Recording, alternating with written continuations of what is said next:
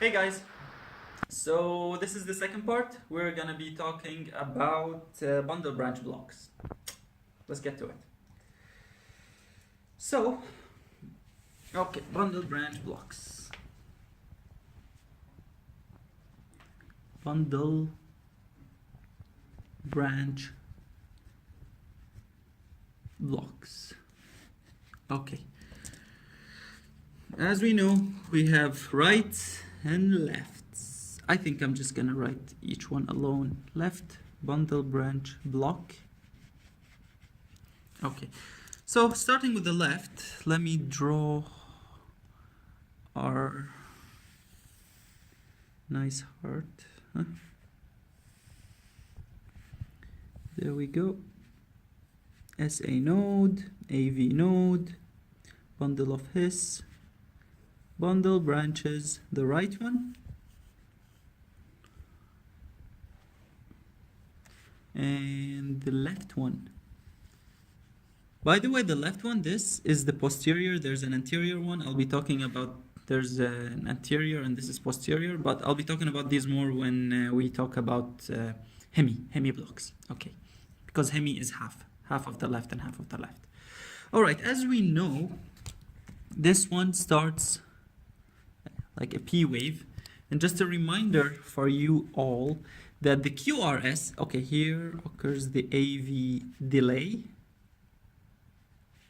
And here there's a QRS. The Q was the one that starts from the left bundle branch to the septum, okay? That's the Q wave. The R wave is this one right here. That goes mostly, it's a really big wave that goes, R wave, that goes mostly to the side of the left, okay, with the left ventricle. And the S, now here's the thing about the S wave, depends on the textbook you're reading. Some textbooks say, okay, first of all, the thing that they all agree is that it's the wave that comes after S wave and opposite to it. Okay, so that's kind of the S wave. Now here's the thing. For the S wave, okay, the heart is, let me get just, okay, paper, I'll get this paper, okay. Let's say this is the septum, and this is my right ventricle and left ventricle, okay, like this. We know this, that the heart is actually pointed, the apex is pointed inferiorly, anteriorly, and laterally, like this, right? It's kind of like sliding and sitting on the right side, okay?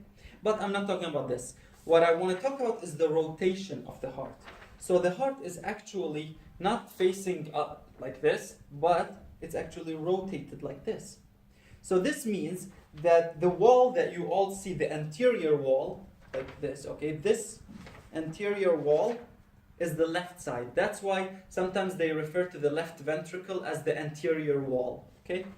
So this is anterior wall, lateral wall, also made up of the left ventricle.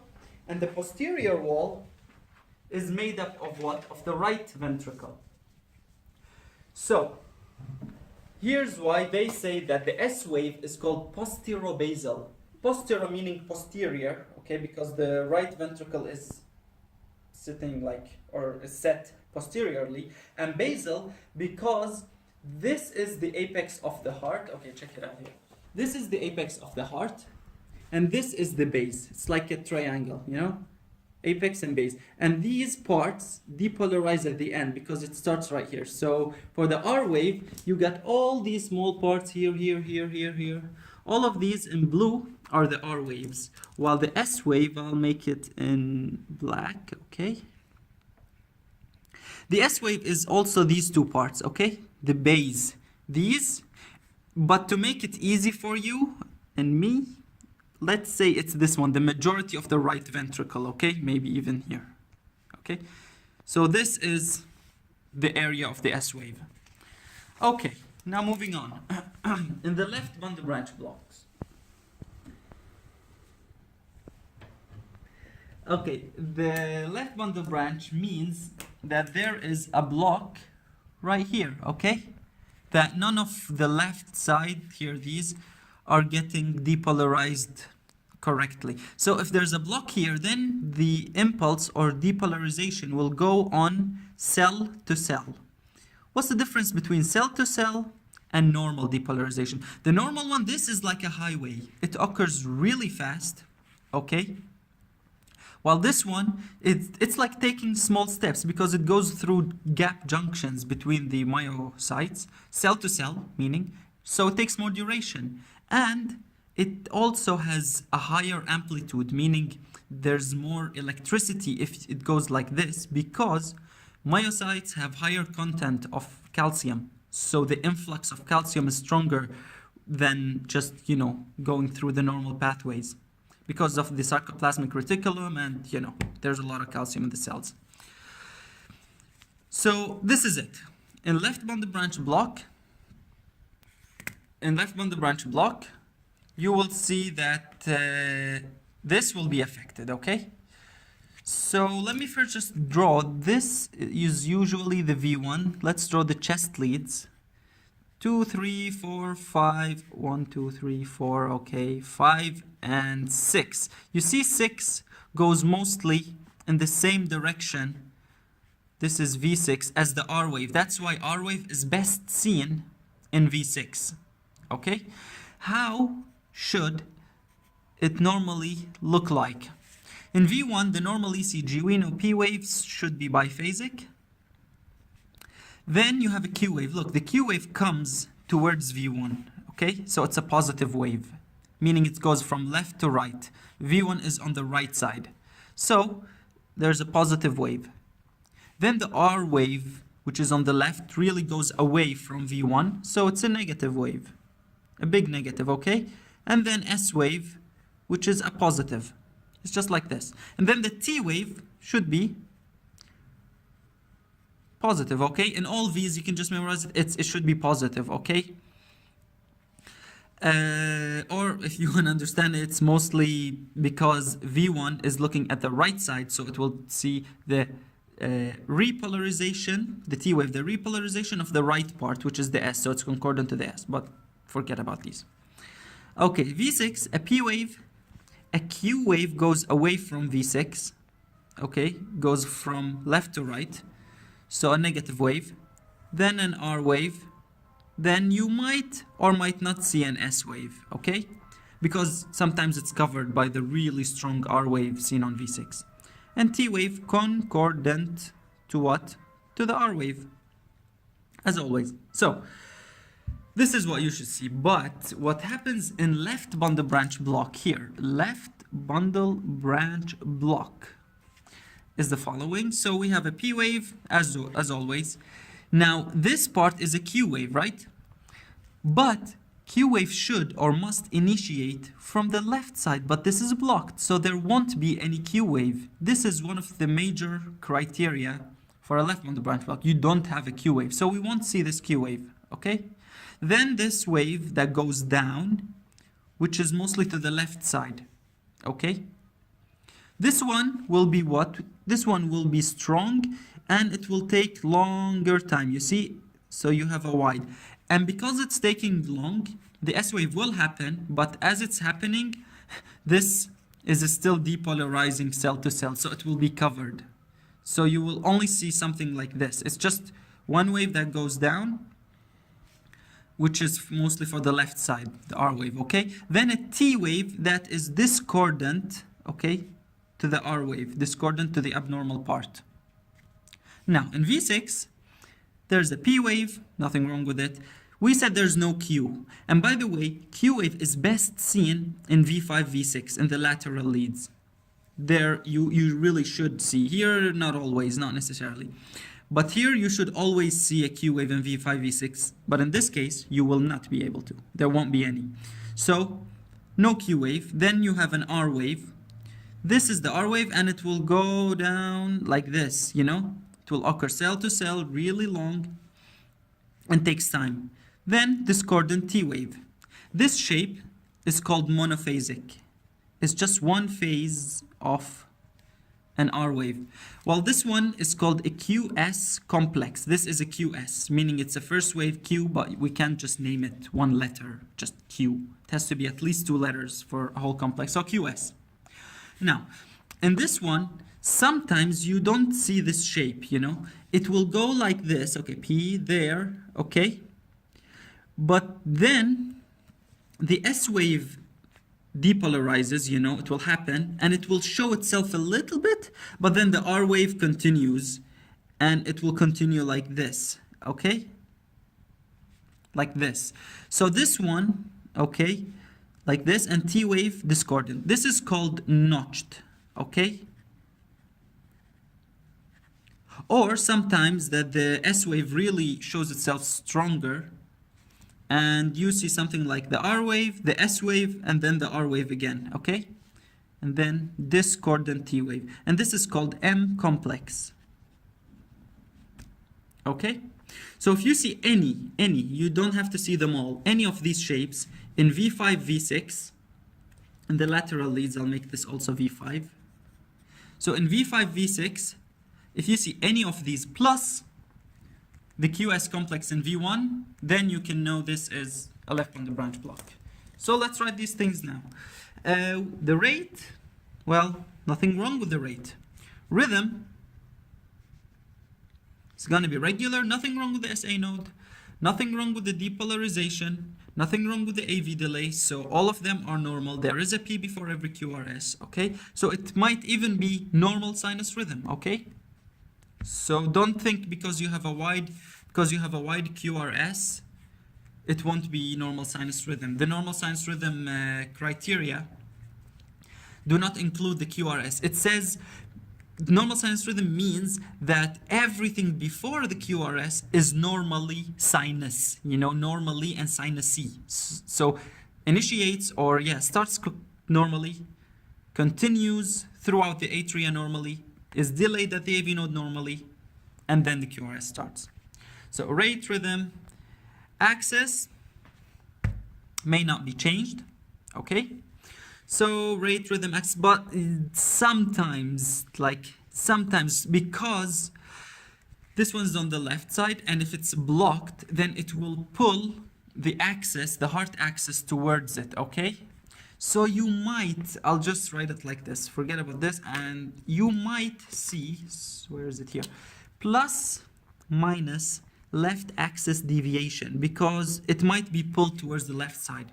But the thing about the left side is that there's a really wide range. We can, if someone had, let's say, 60 axis, okay, this is 0.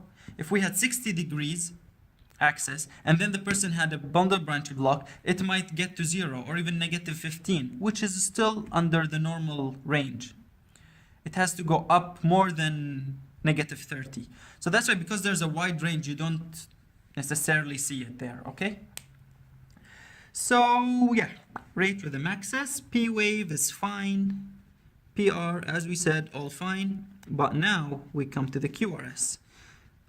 I'll do each one alone. Okay, Q and R and S. So the Q wave, we said there will be what? There will be no Q wave. Make it here, I'm back. So for Q, there's no Q wave. No Q wave. Where is it best seen? V5, V6. Lateral leads. R wave is gonna be what? It's gonna be wide and maybe tall. Okay, prolonged, whatever, slurred. And S wave may be covered, okay, may be covered because the one before it, the R wave, is taking too long and has a strong amplitude. So S wave may be covered. But you don't have to write these in the exam. This is just explanation. What we officially say is the following, the 3 things, which are duration, amplitude, and morphology. Okay, duration is what? Look at this, prolonged, because it goes cell to cell. So, duration, prolonged, or you can say wide. wide so much that it's more than 0.12 seconds, okay? Normally for normal QRS duration, it should be just 0.10, less than 0.10, 0.08 to 10, okay? So this is it, prolonged. Amplitude, you can just say it's tall if you see that it's tall or not. It's not something important. But the morphology, this one's really important. You have to collect criteria because you cannot determine a left bundle branch block just from seeing it in V6. You have to check V1 and V6. You have to take the problem from different perspectives. So you have to collect criteria from V1, 2 and criteria from V5, 6. 1 or 2 and V5 or V6. In V1, 2 we said you must see what? The QS complex. So in V2 you should see QS complex. While in V5, V6, you should see what? You should see no Q wave or absent Q wave. That's a criteria. And the next one is one of the following shapes that we said. So you see a monophasic, or you can see notched, or M complex, one of these. Okay, so you see this, or this, or this. Now we come to ST and T. Since we have a wide QRS, then comes with secondary changes. Secondary STT changes. Of course, they are secondary to the R wave, okay? So yeah, this is it. Now you might see something in the books called incomplete left bundle branch block. The difference is you will still see the same stuff, but the duration is something between 0.1, 2, meaning 0.10, to 0.19, okay? If you see this, this is incomplete. But it's not really important unless you want to be a cardiologist like me. Okay, so this is incomplete and it's not important, but you will still see the other morphologies, okay? No Q wave, QS complex, and these ones, okay? Now the last thing about left bundle branch block is something, if you say this in the exam, oh, the examiner will love you. It's called intrinsicoid deflection. Intrinsicoid deflection. What is that? So look at this. Now this is the left ventricle, a thick wall, septum and right. So this is right and this is left, okay? Intrinsic deflection refers to the velocity of the conduction from endo, there, to epi, from endocardium to epicardium, because this is the depolarization, right? It occurs from endo to epi. So this is the velocity from here until here, because on the endo you got the conduction pathways, okay, here. Now this normally should be 0.04 or 40 milliseconds. So intrinsic deflection normally is 40 milliseconds, or if you want 0.04 second. Okay, what is intrinsic? This is from, so how do you see it on an ECG? We see it from Q wave to R wave. Just imagine how really small. This is the Q wave here, and this is the R wave. Like just this distance right here, it's really small. You can't see it. So usually we can't recognize it with our own eyes, but the machine can calculate it, okay? Like calculates the difference between a deflection here and there. So this is it. Now when, or what happens in left bundle branch block is that because there's abnormal conduction here, we said it goes cell to cell, so there, like this. And this takes longer. So that's why we say there's a delayed or late intrinsic deflection, okay, in left bundle branch block because of this. So you see this deflection in two cases. One of them is left bundle branch block. Now what is the other one? Look right here. What happens if this is, instead of going this, it's like this much? Then it had to travel through a longer distance, right? Endo to epi will take also longer. What is this case? Hypertrophy. When the thickness of the ventricle is more, it has to travel through, a longer distance. So the second case that you have to talk about intrinsic deflection is left ventricular hypertrophy. Okay? And that's it about left bundle branch block. Okay? Let's move on to right. Now, right bundle branch block. Let's do the drawings first. Okay, let me draw it again here. So what do we see in V1, 2, and what do you see in V5, 6? In V1, 2, we said normally you should see a positive wave, that's a Q wave. Okay, P wave, fine. A Q, an R, okay? Nothing wrong with the R. The problem is with what? It's with the S wave. This, now, here, if there's a block here, then it will move cell to cell, you see? And it will take longer time. Okay, so the S wave is going to be affected, the last part. So this part will be like something like this. You see? This part is the wide one. And then a T wave that is discordant to the abnormal part. This S wave is the abnormal one, so it's discordant to it. Okay, there's a T wave. What are you going to see in V6, V5, V6? A P wave, Q, R, and the S will be something like this. And then a T wave. Okay, so you'll see a slurred S wave. This is called the slurred S. And right here, you just name the complex. This is called first a positive wave, then it's an R. Then a negative wave. And since this negative wave is not coming first, so it's not a Q, it's an S.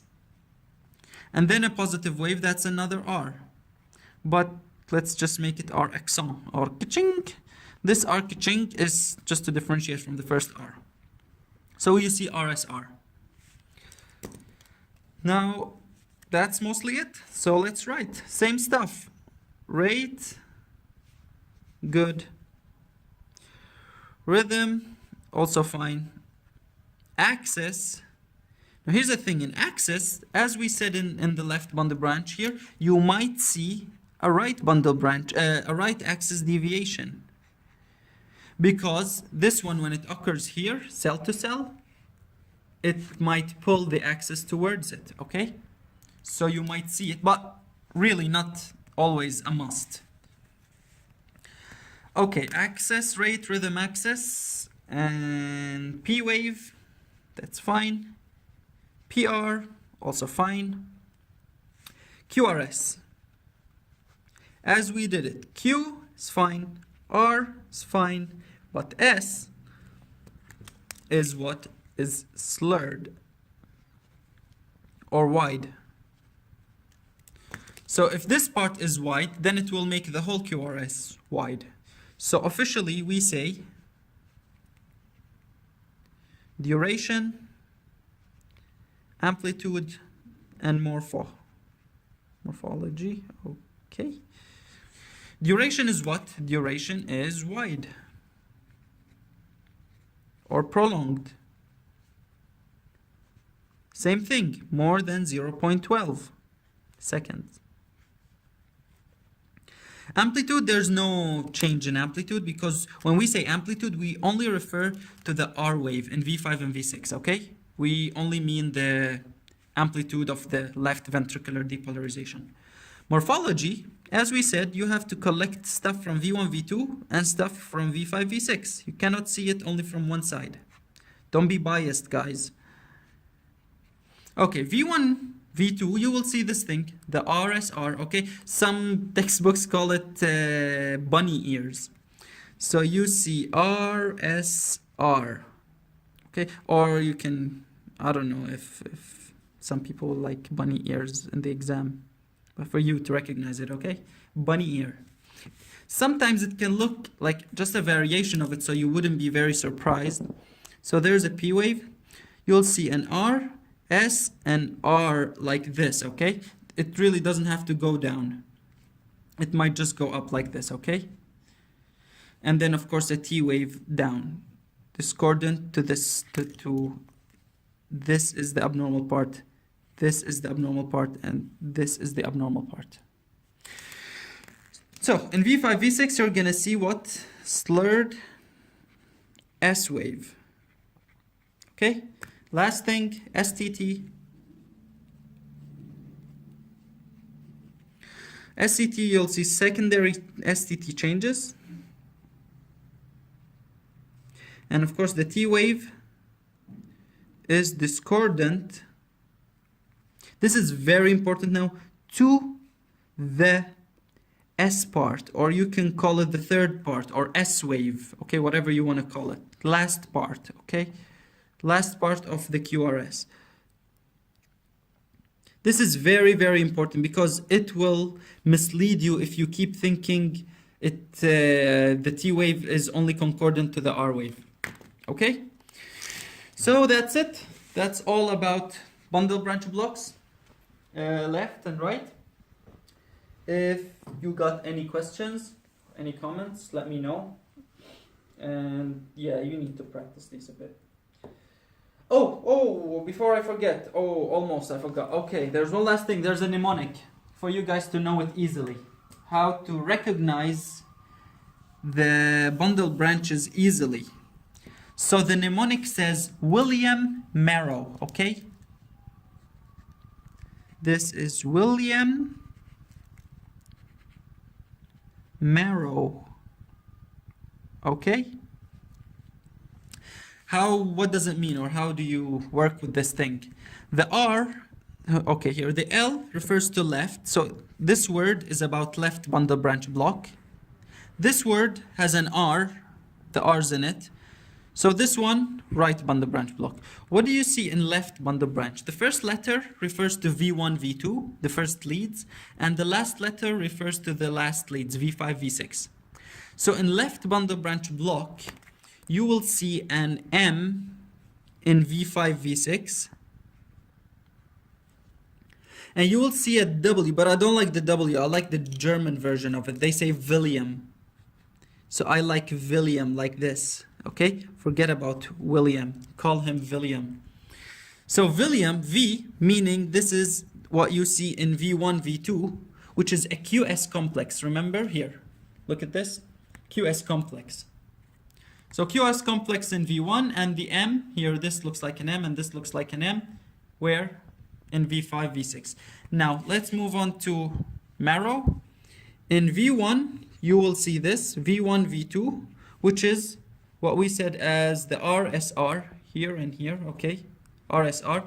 And last, this one, it's not a real W, but this is more like a slurred S wave. You see it? Like the W thing. It's just a slurring in it. Okay? So this, you see it in V5, V6. Now just to make it easy on, like for all of these, just think of the M. The M is easiest. If there's M at the end, it means it's the left. If there's M in the beginning, it's right. And that's it. Okay? That's all.